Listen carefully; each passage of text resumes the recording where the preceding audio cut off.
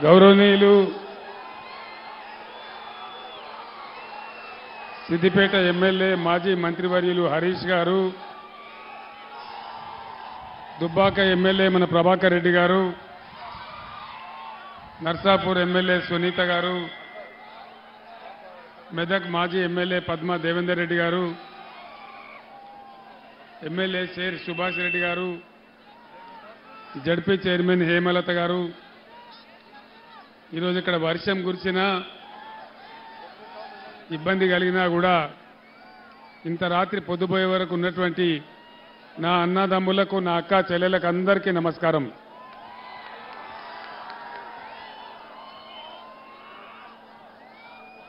ఇప్పుడు జరిగే ఈ పార్లమెంట్ ఎలక్షన్లలో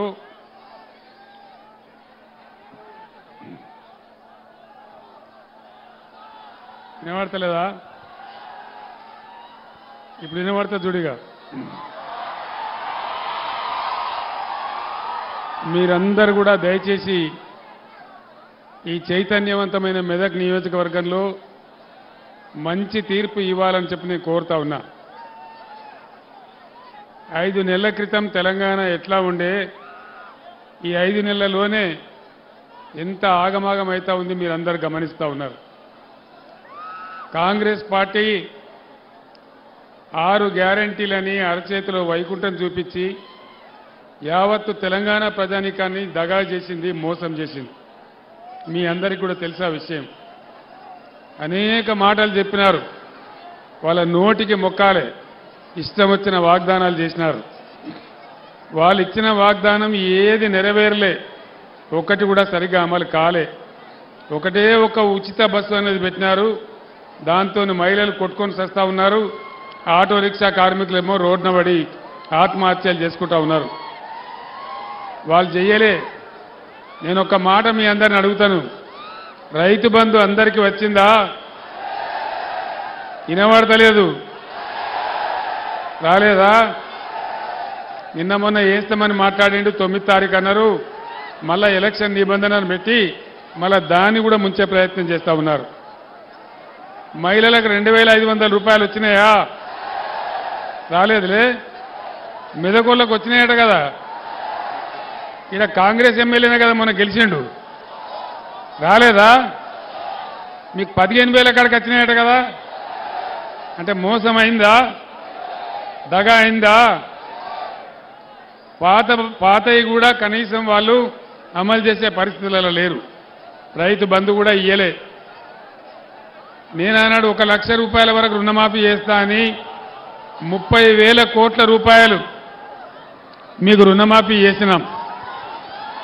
ముఖ్యమంత్రి చెప్పినాడు, మీరు పరిగెత్తండి, మీరు 2 లక్షల రుణం తీసుకోండి. 2 లక్షల రుణం తీసుకుంటే మీకు డిసెంబర్ 9 తారీఖు నాడే మాఫీ చేస్తా అని చెప్పినాడు. 2 లక్షల రుణమాఫీ జరిగిందా? రుణమాఫీ జరిగిందా? జరగలే. మహిళలకు డబ్బులు రాలే, రైతు బంధు రాలే, ఏది కూడా రాలే. ఇట్లా అనేక హామీలు, 420 హామీలు, 6 గ్యారంటీలు, ఎలక్షన్ గెలవంగానే దానికి చట్టబద్ధం చేస్తాం, మీ అందరికి ఇస్తామని చెప్పినారు. అవి చేయలేదు. అవి చేయకపోగా బీఆర్ఎస్ గవర్నమెంట్ ఉన్నప్పుడు ఉన్న స్కీములు కూడా సరి అయిన పద్ధతిలో కనీసం వాటిని కూడా చేయడం లేదు. అన్నిటికంటే ముఖ్యమైన విషయం, మెదక్లో నేను మీ అందరికి మనవి చేసేది, ముఖ్యమంత్రి జిల్లాలు తీసేస్తా అని చెప్తా ఉన్నాడు. దానిలో మెదక్ జిల్లా కూడా తీసేస్తా అంటున్నాడు. మెదక్ జిల్లా ఉండన్నా పోవన్నా? ఉండన్నా? మెదక్ జిల్లా ఉండన్నంటే మెదక్ పార్లమెంట్ అభ్యర్థిగా మన వెంకట్రామరెడ్డి గారు గెలవాలి. యుద్ధం చేద్దామా మెదక్ కోసం? ఆనాడు నేను చాలా ప్రేమతోని, నేను కూడా ఈ పాత జిల్లాలో పుట్టినవాడిని కాబట్టి, మెదక్లో ఎప్పటి నుంచో కోరిక ఉంది కాబట్టి మెదక్ జిల్లా కావాలని జిల్లా చేసుకున్నాం. ఇక్కడ మెడికల్ కాలేజీ తెచ్చుకున్నాం, బ్రహ్మాండంగా రామాయంపేట డివిజన్ చేసుకున్నాం. మీరు కోరిన కోరికలన్నీ చేసినాం. మీ మెదక్ వాళ్ళకు బాగా తెలుసు, ఇదే కాంగ్రెస్ రాజ్యంలో, టీడీపీ రాజ్యంలో మొత్తం మన గణపురం ఏ విధంగా నాశనం చేసినారో మీరందరూ కూడా బాధలు అనుభవించినారు. దాదాపు 150 కోట్లు పెట్టి గణపురం ఆనకట్ట మొత్తం బాగా చేసి ఆనకట్ట ఎత్తు పెంచి బ్రహ్మాండంగా దాన్ని మీకు అనేక విధాలుగా అందించినాం. ఆనాడు 100 పడకల ఆసుపత్రి మెదక్ కావాలని చెప్పి తెచ్చిపెట్టినాం. దాని ఇలా ఈ కాంగ్రెస్ ఎమ్మెల్యే కాంగ్రెస్ ప్రభుత్వం 50 పడకలకు కుదిరించినారు. ఏడుపాయల దుర్గాభవాని జాతర బ్రహ్మాండంగా జరగాలని 100 కోట్ల రూపాయలు నేను మంజూరు చేసినాను. దాన్ని కూడా తీసుకొని పోయినారు. అదేవిధంగా మెదక్ మున్సిపాలిటీ అభివృద్ధి కోసం నేను 50 కోట్లు మంజూరు చేస్తే దాన్ని కూడా రద్దు చేసినారు, దాన్ని కూడా తీసేసినారు. రామాయంపేట మున్సిపాలిటీ కోసం 25 కోట్ల రూపాయలు నేను మంజూరు చేస్తే దాన్ని కూడా ముంచేసి ఈరోజు దాన్ని కూడా వాపసు తీసుకొని పోతా ఉన్నారు. ఈ విధంగా కొత్త హామీలు వాళ్ళు చేయకపోయినా పాత ప్రభుత్వంలో చేసిన మంజూరీలు కానీ పాత ప్రభుత్వం ఇచ్చినటువంటి శాంక్షన్లు కానీ వాటన్నిటిని కూడా ఈరోజు రద్దు చేస్తూ ఉన్నారు. మీరందరూ గమనించాలని చెప్పి నేను కోరుతా ఉన్నా. ఈ విషయాలన్నీ మీకు ఇప్పటికే వీళ్ళందరూ చెప్తుంటారు, కానీ మళ్ళొక్కసారి చెప్పడం నా బాధ్యత అని నేను మీకు మనవి చేస్తా ఉన్నా. ఇక నరేంద్ర మోడీ బీజేపీ ప్రభుత్వం 10 ఏళ్ల కింద అధికారంలోకి వస్తే ఒక 150 హామీలు ఇచ్చినాడు ఆయన. 150 ఒక్కటన్నా అమలు జరిగిందా? సబ్కా సాత్ సబ్కా వికాస్ జరిగిందా? ఇంటికి 15 లక్షలు ఇస్తామన్నారు, వచ్చినాయా? వచ్చే దినన్నారు, వచ్చిందా? రైతుల ఇన్కమ్ డబల్ చేస్తామన్నారు, జరిగిందా? అంటే ఏమి జరగలే. నరేంద్ర మోడీ బీజేపీ పార్టీ వాటి గ్యాస్ చెప్తారు తప్ప ఏమి చెప్పరు. వాళ్ళ యొక్క ఎజెండాలో బీజేపీ ఎజెండాలో పేదల బాధలుండయి, పేదల కన్నీళ్లుండయి, పేదల కష్టాలుండయి, ఏది కూడా ఉండదు. మన ముఖ్యమంత్రి రేవంత్ రెడ్డి 2000 రూపాయల పెన్షన్ ఇస్తే మీకు 4000 రూపాయలు ఇస్తామన్నారు. 4000 రూపాయలు వస్తున్నాయా? వస్తలేవా? ఇక్కడ మెదక్లు వచ్చినాయట కదా, ఏం మీరు అబద్ధం చెప్తున్నారు? ఇవ్వలకు కూడా రాలేదా? రాలే. అదేవిధంగా ఇంకా చాలా మాటలు చెప్పినారు. నిరుద్యోగ భృతి ఇస్తాం, విద్యార్థులకు 5 లక్షల కార్డు ఇస్తాం, చాలా చెప్పినారు. ఏ ఒక్కటి కూడా అమలు కాలే. దీన్ని బట్టి మనకు అర్థమయ్యేది ఏంది? ఖచ్చితంగా ఎట్టి పరిస్థితులలో ప్రజలను మోసం చేసి గద్దెకెక్కి మళ్ళా మోసం చేసే పరిస్థితి చేస్తూ ఉన్నారు. అన్నిటికన్నా పెద్ద ప్రమాదం మెదక్లో హల్దీ వాగు బ్రహ్మాండంగా హరీష్ రావు నీటిపారుదల మంత్రిగా ఉన్నప్పుడే దాన్ని మల్లన్న సాగర్ లింక్ చేసుకున్నాం. హల్దీ వాగు మీద బోలెడన్ని చెక్ డ్యాములు కట్టుకున్నాం. కాళేశ్వరం నీళ్లతో దానికి లింకు కలుపుకున్నాం. ఎప్పుడు కూడా మంజీరా నది ఎండిపోకుండా, హల్దీ వాగు ఎండిపోకుండా మీ పొలాలు పండేటట్టు చేసుకున్నాం. మీ అందరు నేను ఒకటే మాట ప్రార్థిస్తా ఉన్నా, దాన్నంతా కూడా మునుగొట్టే ప్రయత్నం చేస్తూ ఉన్నారు. తప్పకుండా దాన్ని కాపాడాలి. నరేంద్ర మోడీ ఏమో గోదావరి నదిని తీసుకుపోయి తమిళనాడుకి అప్పచెప్తా అని చెప్తా ఉన్నాడు. కృష్ణా నదిని ఆల్రెడీ తీసుకుపోయి కేఆర్ఎంపీకి అప్పచెప్పినారు. మన నదుల నీళ్లు కాపాడుకోవాలన్నా, మన రాష్ట్ర భవిష్యత్తు కాపాడుకోవాలన్నా, ఈ కాంగ్రెస్ గ్యారంటీలు అమలు చేయించాలన్నా, మన యొక్క తెలంగాణ ఆత్మగౌరవం కాపాడుకోవాలన్నా ఖచ్చితంగా ఇవాళ బీఆర్ఎస్ అభ్యర్థులే గెలవాల్సిన అవసరం ఉంది.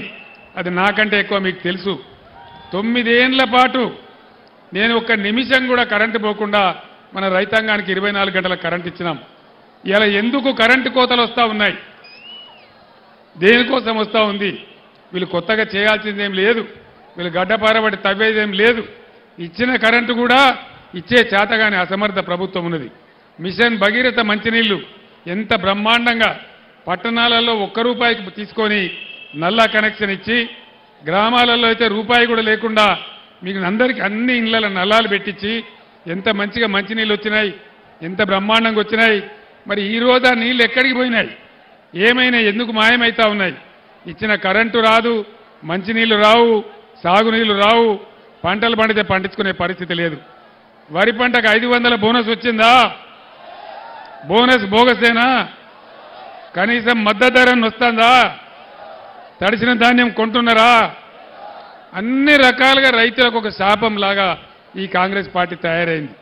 రైతుల పాలిటి శాపంగా రైతు బంధు రాదు, కరెంటు రాదు, సాగునీళ్లు రావు, పండించిన వడ్లకు ధాన్యం ధర రాదు.